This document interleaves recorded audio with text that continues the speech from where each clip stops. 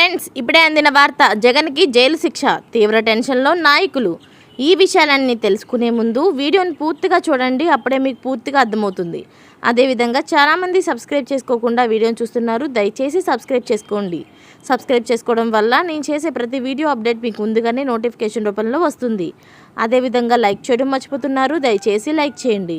Like చేయడం వల్ల ఇటువంటి ఇంపార్టెంట్ ఇన్ఫర్మేషన్ చాలామందికి రీచ్ చేసిన వాళ్ళు అవుతాం. ఇక లేట్ చేయకుండా వీడియోలోకి వెళ్ళిపోదాం. ఏపీలో కూటమి అధికారానికి రాబోతుందా? వైసీపీ అంతర్గత సర్వేల్లో ఆ విషయం స్పష్టమైందా? కూటమి అధికారంలోకి రాగానే జగన్ బెయిల్ రద్దవుతుందా? జగన్ ప్రమాదంలో పడబోతున్నారా? 5 ఏళ్ల కాలంలో చేసిన తప్పిదాలతో జగన్కు కొత్త చిక్కులు చుట్టుముట్టబడుతున్నాయా అంటే అవుననే సమాధానమే వినిపిస్తుంది.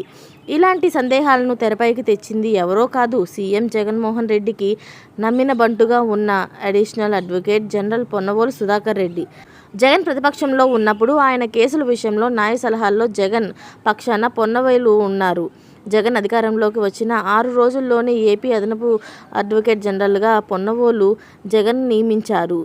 ఈ 5 ఏళ్ల కాలంలో జగన్ కనుసైగల్లో పొన్నవేలు చేసిన అరాచకాలు అన్నీ ఇన్ని కావు.